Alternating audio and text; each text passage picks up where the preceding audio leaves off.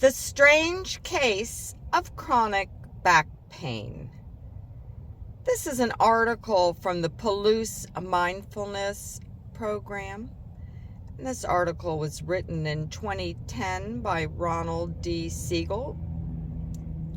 And it's excerpted from the book, The Mindfulness Solution. Nobody likes pain or illness, and throughout history, people have gone to great lengths to avoid them. By performing rituals, gathering medicinal plants, praying to gods, and more recently developing modern hygiene and medicine. Despite our best efforts, we're still visited regularly by both. Some pain and illness is unavoidable, and some can be prevented with thought and care. A remarkable amount of pain and illness, however, is actually caused by our attempts to get rid of it. Like the psychological difficulties we've been discussing, a lot of physical disorders result unwittingly from our efforts to avoid unpleasant experiences, in essence, from swatting at mosquitoes. Stress, our reaction to the things we don't like, is at the heart of all of these problems. The range of medical conditions that are either caused or exacerbated by stress is remarkable. Depending on the criteria used, some 60 to 90% of all physician visits are for stress-related disorders. Take a moment to see how many of these have afflicted you at one time or another. While each of these conditions can have many causes, they can all result from or be exacerbated by psychological processes. Foremost among those processes is our tendency to reject unpleasant experiences. Because this propensity is often central to the ailments listed above, mindfulness can help resolve them. The strange case of chronic back pain. Chronic back pain offers a good example of how this works. I got involved in treating this condition through a personal encounter that shed light on both what causes the problem and how mindfulness practice can help resolve it. As we'll see, it turns out that the principles involved in understanding and treating chronic back pain can also help us deal with a wide range of other pain problems and stress-related medical disorders. In the late 1980s, I spent 4 miserable months flat on my back with a herniated disc. After working out on a cross-country ski machine, I developed pain and numbness running down my left leg. And when it got worse, I sought medical advice and eventually found myself in an orthopedist's office. He did a CAT scan, diagnosed the problem as a herniated L5 to S1 disc, and recommended bed rest. Since I was on the faculty of a medical school, I had access to orthopedic text. I kept these on my nightstand next to my radiology report. I read repeatedly that the disc might heal with rest, but if it didn't, I'd need surgery, which is often unsuccessful. As the days went on, I saw no improvement. Desperate for a more active approach, I saw a sports medicine specialist. He took a look at my CAT scan and told me that if I didn't stay off my feet and avoid sitting, I'd be begging for surgery in 6 months. Not what I wanted to hear. I was getting so depressed and anxious that I felt I couldn't stay in bed any longer, so I decided to build a platform in my office. Thus began a bizarre parody of the classical psychoanalytic scene. I'd be lying down on my makeshift couch as my patients sat up and wondered about my pathology and prognosis. Driving to work, I'd lean my car seat back as far as I could, barely seeing over the steering wheel, trying to take weight off my spine. It's a miracle that I didn't kill myself or someone else. After a couple of months, my wife, who is also a clinical psychologist, made an observation. You know, sweetheart, you seem to complain more about the pain whenever we have an argument. You can imagine how much I appreciated her insight. Now, not only did I have to suffer from this horrible pain, but I had to endure her psychological theories. I knew better. My pain was due to the disc. After all, I reread my radiology report nightly. Still trying to be helpful, my wife brought home Norman Cousins' book, Anatomy of an Illness. Cousins was a famous journalist who had cured himself of degenerative arthritis by taking high doses of vitamin C, watching Marx Brothers films, and laughing. It was a very inspirational story, but it didn't seem relevant. That's very nice for Norman, I told my wife, but I have a herniated disc. Around the same time, a friend had been urging me to speak with a mutual professional acquaintance. She had supposedly cured her back problem by treating it as a muscle tension disorder, a reaction to stress. Here we go again, I thought. This was my punishment for hanging out with psychotherapists. Partly out of desperation and partly to get everyone to stop bugging me, I called her. "What are you doing right now?" she asked, lying down. "That's all I ever do." "Well, why don't you go out and buy groceries for your family? Your wife will appreciate it." Great, a feminist conspiracy, I thought. She went on to describe how she'd fully recovered from chronic back pain by getting physically active and treating the back as a muscle tension syndrome rather than an orthopedic problem. I wasn't about to get groceries, but I was so desperate I thought I'd try an experiment. At that point, I couldn't walk for more than a block before the pain became intense. So I set out to challenge myself. I walked a block right on cue. I felt pain down my left leg. Determined to persevere, I walked around another 2 blocks. To my utter surprise, now not only did I have pain going down my left leg, but I felt it in my right leg also. That was a brilliant idea, I thought. Hobbling home, I realized that it actually may have been a good idea after all. According to my radiology report, I should only have pain running down my left leg. If I felt it in my right leg too, I'd either shattered my spine completely, a hypothesis I entertained, or the pain might be due to something else. Maybe muscle tension was at least part of the problem. I was desperate to get better, and I started reading everything I could about stress, muscle tension, and chronic back pain, and began moving more, even though it hurt. Within a couple of weeks, I had removed the platform from my office and was driving more or less normally. Soon I was exercising and doing yoga again. I felt like I had awakened from a very bad dream. I was so impressed by this experience that I set about to learn what I could about mind-body interactions and the potential for using psychological interventions to help with medical problems. I soon realized that mindfulness practice could be enormously useful in these efforts and began collaborating with area physicians and incorporating it into my work. What I learned studying and treating back pain held the key to using mindfulness practice to work effectively with surprisingly wide range of stress-related disorders. Bad back?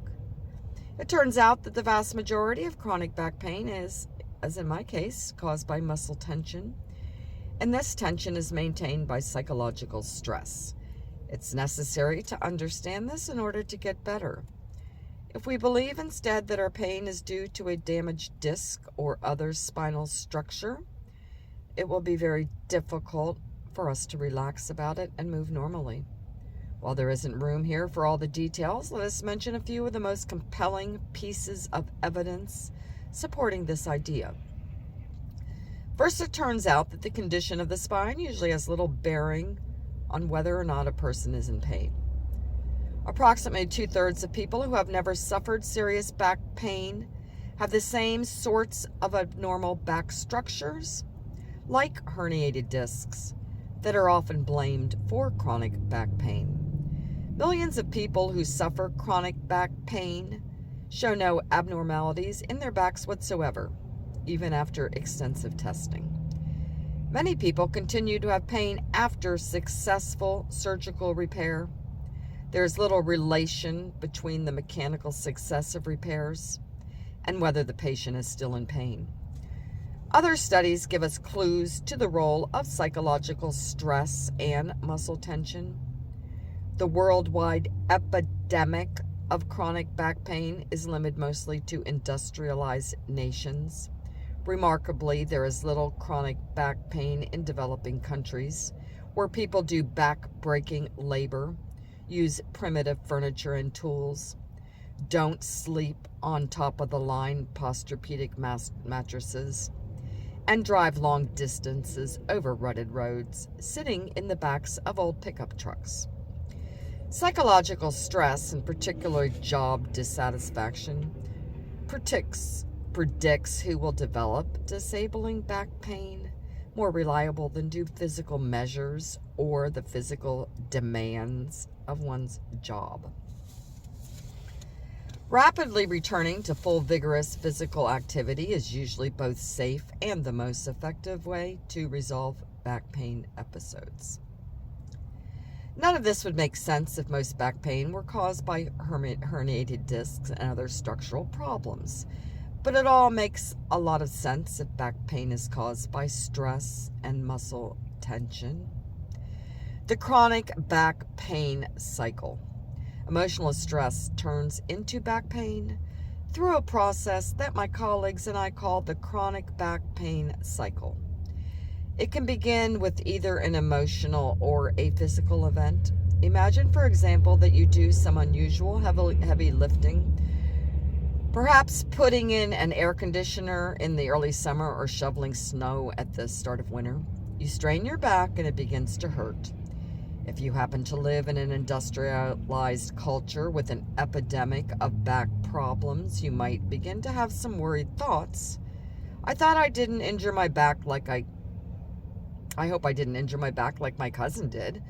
I hope I'll be able to go to work tomorrow. If the pain is intense and persistent, these thoughts will make you anxious. Try a little experiment right now, and this will require a bit of dramatic acting, so don't be shy. In pantomime, demonstrate with your face and body what fear looks like. Really ham it up. Don't worry, no one is watching. And hold the pose for a few seconds. What do you feel like in your body? What muscles become tense?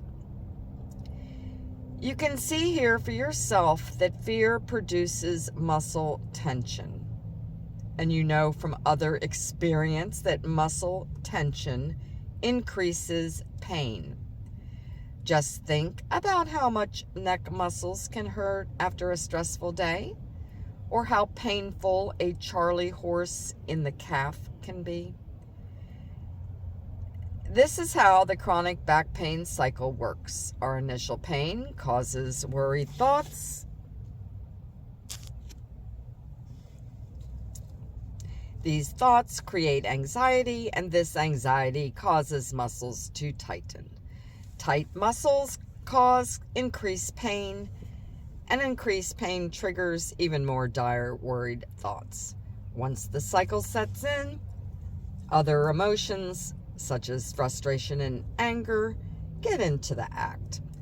Take a moment to do a little more dramatic acting. In pantomime, show first frustration and then anger with your face and body. Really ham it up again. Nobody is watching now either. Hold each pose for a few seconds. Notice how these secondary emotions produce even more muscle tension. The Back Sense program.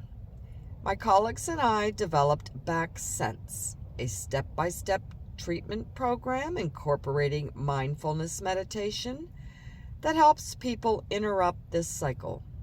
The program has 3 basic elements, all of which work best in tandem with mindfulness practice. Understand the problem, resume full physical activity, and work with negative emotions.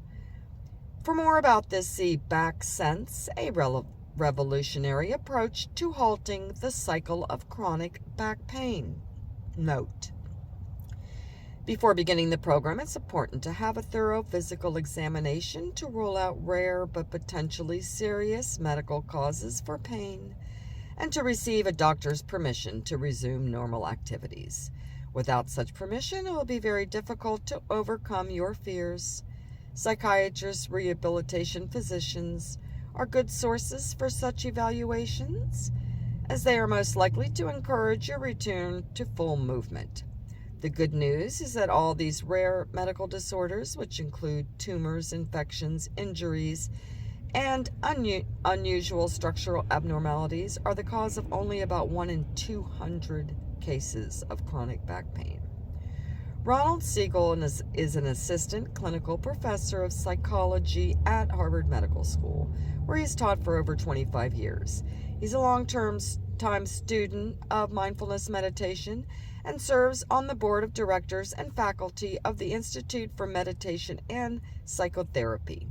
Dr. Siegel teaches internationally about mindfulness and psychotherapy and mind-body treatment, and has worked for many years in community mental health with inner-city children and families, and maintains a private clinical practice in Lincoln, Massachusetts. He is a co-author of the self-treatment guide Back Sense, which integrates Western and Eastern approaches for treating chronic back pain, and co-editor of an acclaimed book for professionals, Mindfulness and Psychotherapy. Dr. Siegel lives in Lincoln with his wife and daughters, and he regularly uses the practices in this book to work with his own busy, unruly mind.